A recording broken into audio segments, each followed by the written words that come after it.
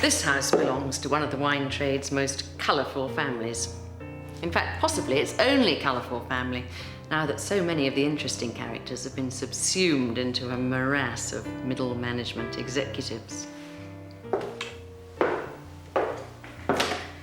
It was Ronald Avery who established the family's reputation for eccentricity, while making Averys of Bristol the most respected independent wine merchant in Britain, if not the world. He did everything on the spur of the moment and thought nothing of leaving his office to sail to France in his converted German torpedo boat, or encouraging his friend, the Bishop of Southwark, to join him for nude bathing in the local river.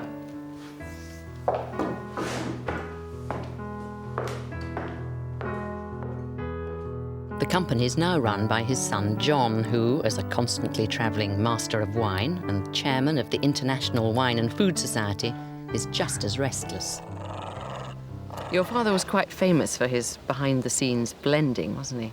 In fairness, he never blended what I'd call great wines. But I mean, we had a wine called Côte de Fronsac, for example. And Fronsac wines in those days were very tough. And so he decided to blend in about 20% of white wine in it, believe it or not. And it made it far more palatable and far easier to drink. I mean, not strictly kosher in terms of calling it Côte de Fronsac, but nevertheless. The Averys' house, notoriously chaotic, had been specially tidied up for our visit, but still there were piles considered unbroachable, and jobs, such as this hole in the main staircase, which have remained untackled for several years now. In the old days, this rather wonderful building was Averys' headquarters, including a very successful bar named after the liner whose panelling was specially bought up to furnish it. You can just pick out what remains of the name of this famous Bristol wine merchant. Nowadays, they've moved across Park Street to more modest premises.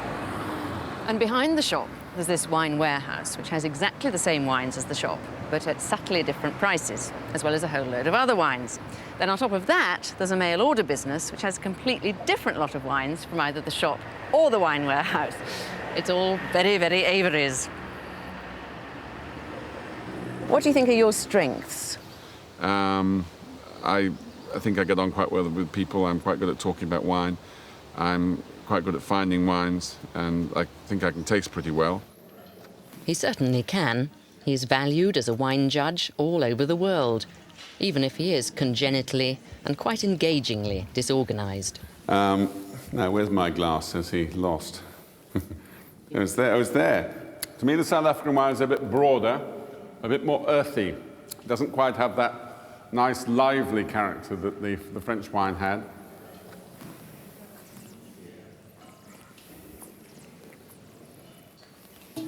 It just doesn't come up and hit you. Now, right, who preferred the French Chardonnay? What was it, Saint-Romain, wasn't it? 1, 2, 3, 4, 5, 6, 7, 8, 9, 10. And who preferred the South African? John Avery's most successful business venture actually had nothing to do with wine. At one time, he earned more from a few shares in cats than from the wine business. What has been your biggest business disaster?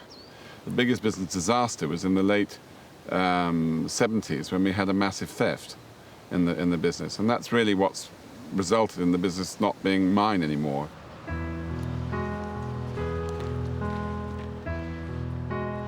Although his 4 children are all interested in wine, John had to sell the firm.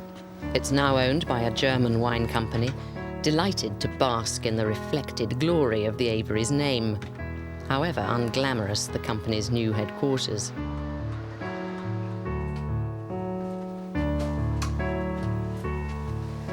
I get frustrated. People wouldn't believe it, but I actually would like to be more organised. You ought to have an absolutely terrifying secretary. Well, I had a French girl who wasn't particularly terrifying, but she was very good, and she got to know my foibles. I remember why I employed her. On her CV, it said, trained as an air traffic controller in Caracas. And I decided someone who could train as an air traffic controller in Caracas could probably work for me. That is the bugbear of my life.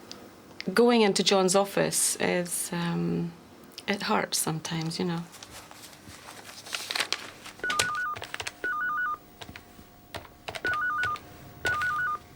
Do you sometimes think you need a business manager?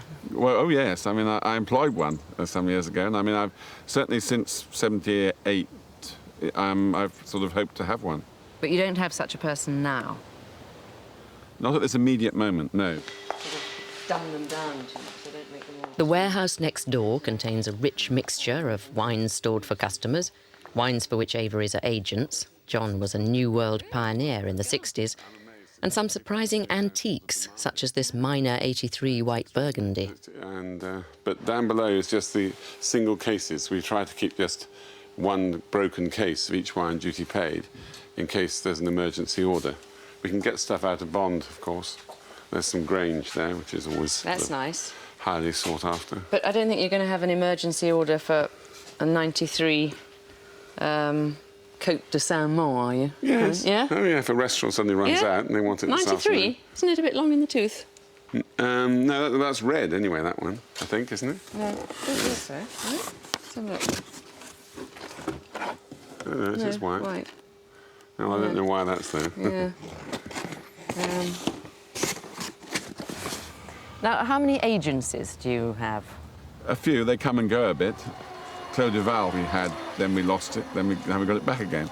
Tyrrell's we introduced to this country, then we lost the Tyrrell's agency in the mid-80s, and then we got it back, and now we've lost it again.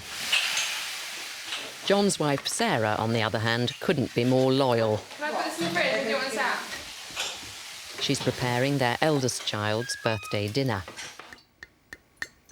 while John has been trawling the stupendous Avery family cellar, which many have envied and almost as many have benefited from. Its foundations were laid by the incomparable Ronald. Well, one Sunday morning he had, they were always terribly generous, the Averys. A large number of people would gather there and they would have drinks in the morning. And on this particular morning, Ronald was standing by the window, very, very gently pouring out some wine, making certain that the sediment didn't get into the glass. Such was the concentration, I suppose, that the next part of the story he wouldn't be aware of. He swung round into the room with a bottle and hit a lady straight between the eyes. The lady collapsed backwards into the room, and all Ronald did was to turn back to the window and say, "Blast, I've disturbed the sediment."